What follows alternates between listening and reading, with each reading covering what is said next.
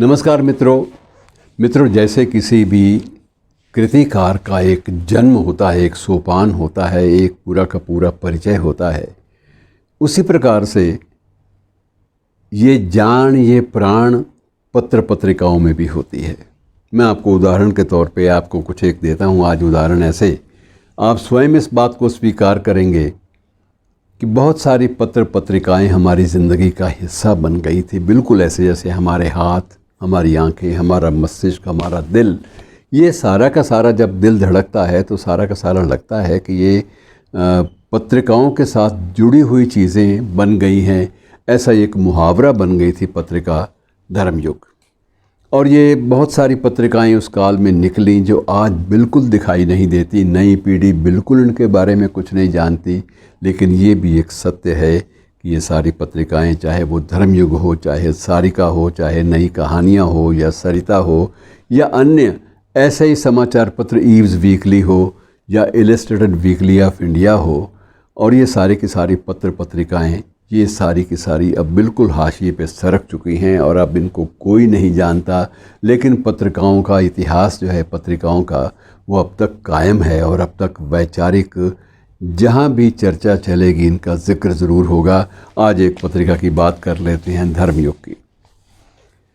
मित्रों, धर्मयुग पत्रिका ये 1949 पे शुरू हुई थी, साप्ताहिक रूप से धर्मयुग, और एक प्रतीक बन गया था कि धर्मयुग में छपने का मतलब ये है कि आप एक स्थापित साहित्यकार हो गए, आप एक स्थापित कहानीकार हो गए, स्थापित कवि हो गए, या स्थापित विचारक हो गए।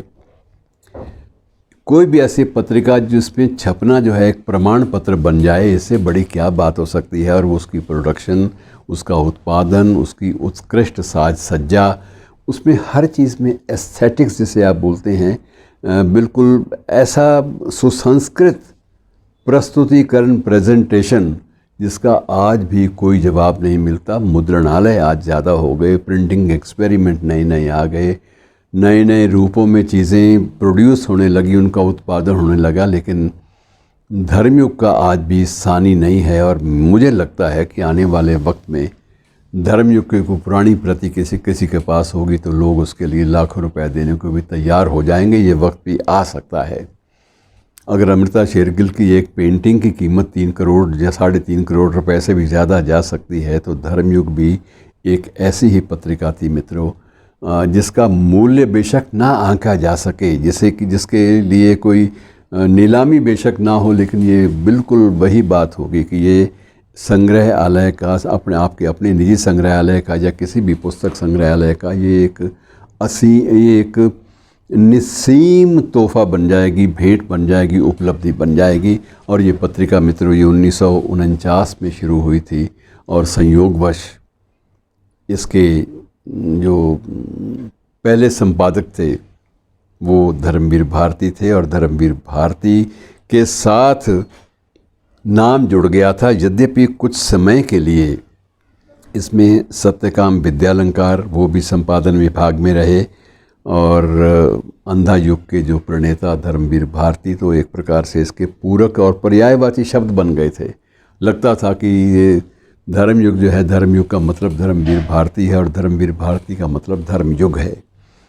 और ये चीज़ें जो हैं परंपरा का हिस्सा बन जाती हैं। इसमें जो लेखक आते थे मित्रों, गणेश मंत्री, बड़े अपने वक्त के बहुत बड़े लेखक और पत्रकार, और उसमें कार्टून कोना होता था। आप ये विश्वास रखिए, मैं आपको बताऊं, पुरानी प्रति कहीं से मिल जाए तो डब्बू जी के नाम से कार्टून कोना स्ट्रिप आया करती थी, और डब्बू जी का कार्टून कोना भी लोग काट कर रख लेते थे। और मैंने कई जगह तो ये भी देखा है कि उसको लैमिनेट करके भी लोग रख लेते थे, ताकि आने वाली पीढ़ियां या बच्चों के लिए ये एक रीडेबल और प्रेजेंटेबल प्रस्तुतिकरण की एक बढ़िया कृति बन जाएगी। उनको हम ये पेश कर सकेंगे, उनको बता सकेंगे। आबिद सुरती शायद डब्बू जी का जो कार्टून कोना था वो तैयार किया करते थे। आबिद सुरती के साथ साथ एक और कार्टूनकार बड़े प्रसिद्ध हुए हैं, काक। तो काक भी उसी श्रृंखला में आते हैं। तो दोनों ने उसको बिल्कुल अजीब रूप दे दिया था। और इसमें मित्रों आप विश्वास नहीं करेंगे कि ये पत्रिका हर महीने 4 लाख मुद्रित होती थी। और उन दिनों में जब पढ़ने की परंपरा, खरीद कर पढ़ने की परंपरा अभी सुगबुगाहट में थी, अभी शुरू नहीं हुई थी, तब ये 4 लाख बिकती थी। ये वही दिन है जब illustrated weekly off India 2.5 lakh बिकता था। ये वही दिन थे जब एक दैनिक समाचार पत्र को अपनी बढ़ती हुई प्रसार संख्या के कारण अपने पाठकों से अपील करनी पड़ी कि कृपया ये जो समाचार पत्र है इसे बांट कर पढ़ लीजिए, हम और अधिक मुद्रण नहीं कर पाएंगे। मित्रों, ये दिन अब नहीं आने वाले। अब आप ई पेपर पे कुछ भी पढ़ लें, लेकिन वो चीज़ें, वो गुलजार वाले की किताबें झांकती हैं बंद अलमारी के शीशों से, वो दिन जो हैं, वो दिन, उन दिनों को हम तरसेंगे, लेकिन उन दिनों को याद ज़रूर कर लेना चाहिए। उनको याद करने मात्र से इतनी ऊर्जा आती है।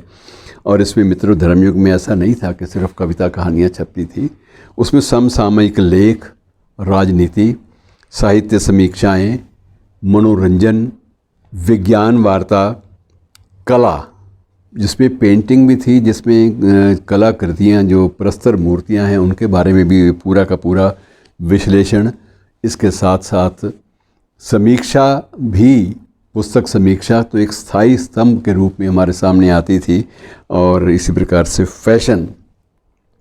फैशन की दुनिया में नए नए परिधान और नई नई परंपराएं और नए नए जो उत्पादन सामने आ रहे थे, उन सब का उल्लेख भी ये पत्रिका एक ऐसे ढंग से करती थी कि लोग उसका एक एक अंक संभाल कर रख लेते थे कि न जाने कब यात्रा पे निकलना पड़ जाए, और उस वक्त सबसे बड़ा साथ निभाने वाली चीज़ होगी वो धर्मयुग पत्रिका होगी।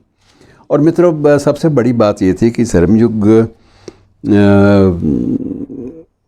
में छपने वालों में निराला भी थे अपने काल में। महादेवी वर्मा की कविताएं भी छपी हैं उसमें। प्रेमचंद की कहानियां भी छपती रही हैं। यद्यपि प्रेमचंद की कहानियों का युग उस समय समाप्त हो गया था, लेकिन उसके बावजूद उनकी कहानियां, और यहाँ तक मुझे याद है कि इवन गुलेरी जी की उसने कहा था, हालांकि बहुत पहले लिखी जा चुकी थी, लेकिन उसने कहा था कहानी का विधिवत एक अच्छा प्रकाशन धर्मयुग ने ही किया था। और उस पर चर्चा जो है चली थी, 3 या 4 अंकों में लगातार उस पर चर्चा होती रही थी। कहानी का जो मूल स्वरूप क्या है, संवेदनाएं क्या हैं, तो ये बहुत बड़ी बातें थी। और उस वक्त 4 लाख प्रतियां बिक जाना, इसका मतलब ये था कि इसको पढ़ने वालों की संख्या 30 से 40 लाख तक होगी। अनुमान ये लगाया जाता है कि एक पत्रिका को 10 व्यक्ति पढ़ते हैं। तो ये जिस काल में थी, उस काल में भारत की आबादी जो है वो 40 करोड़ 45 करोड़ के आसपास थी। और उस काल में किसी पत्रिका का इतना ज़्यादा, मतलब ये 10% जनसंख्या जिस पत्रिका की दीवानी हो, उस पत्रिका को भुला देना, अनायास या उसे विस्मृति के गर्भ में सरका देना मित्रों असंभव है। और यही नहीं थी, एक पूरा परिवार था। ये पत्रिका जो ये times of India, Bennett Coleman and company और उनके सानिध्य से ये पत्रिकाएं आई थी, शायद प्रकाशकों को भी पता नहीं है कि कितना बड़ा महत्व था। उनको बंद करने के वक्त बहुत कुछ सोचना चाहिए था, लेकिन अब ये उनकी अपनी व्यावसायिक व्यवस्थाएं हैं जिनके बारे में कोई टीका टिप्पणी करने का मौसम नहीं है, ना मौसम है, ना ये समय है। और यही स्थिति उन दिनों में इसी प्रकाशन समूह की सारिका की होती थी। सारिका में कहानी छपने का मतलब यह है कि आप एक चर्चित कहानीकार के रूप में स्थापित कर गए, और उसमें सभी कहानीकार अपने समय के प्रकाशित हुए। और उसके संपादकों में भी कमलेश्वर जैसे लोग जो हैं वो निरंतर लंबे अरसे तक चलते रहे। भीष्म साणी, नैयालाल नंदन, ये सब लोग उससे जुड़े रहे संपादन कार्य से। तो ये बहुत बड़ी उपलब्धि होती थी। आज भी जिसने इन समाचार पत्रों के साथ संपादन विभाग में थोड़ा बहुत भी काम किया है, वो आज बड़े गर्व से कहता है कि मेरा जो प्रशिक्षण है मूल रूप से सारिका में, धर्मयुग में या फलां में हुआ था। बड़ा उल्लेख करते हुए अपनी बायोडाटा का सबसे बड़ा महत्वपूर्ण अंश इसको मानते हैं। तो मित्रों, मैं यही आग्रह करना चाहता हूँ कि इन चीज़ों को भूलें ना, ये हमारी संपदा हैं। और यदि इनके प्रकाशक इतनी कृपा करें हिंदी के प्रबुद्ध पाठकों पर, तो इनका अगर प्रकाशन दोबारा ना शुरू हो सके, उस स्तर पे ना लौट सके, तो कम से कम इनके जो पुरानी जो प्रतियां हैं, अगर उनका भी पुनर्प्रकाशन हो जाएगा तो लोग उसे भी बड़े चाव से, बड़े शौक़ से और बड़ी तीव्र उत्कंठा से खरीद कर पढ़ना पसंद करेंगे। और ये एक परंपरा का निर्वहन। और मित्रों, चलते चलते धर्मवीर भारती की बात चली है तो धर्मवीर भारती की कुछ पंक्तियाँ याद कर लेनी चाहिए, ज़्यादा अच्छा रहेगा। उनकी एक कविता संग्रह था ठंडा लोहा, आपको याद होगा, और उसमें एक कविता के कुछ अंश हैं, मैं उन्हीं अंशों की बात ही कर देता हूँ, ज़्यादा लंबी इस श्रृंखला को आगे ना बढ़ाएं, समय सीमाओं का अतिक्रमण ना करें।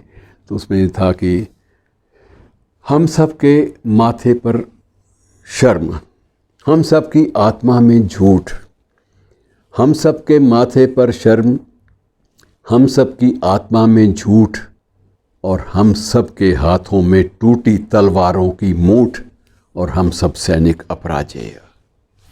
इन्हीं शब्दों के साथ आपसे विदा। धन्यवाद।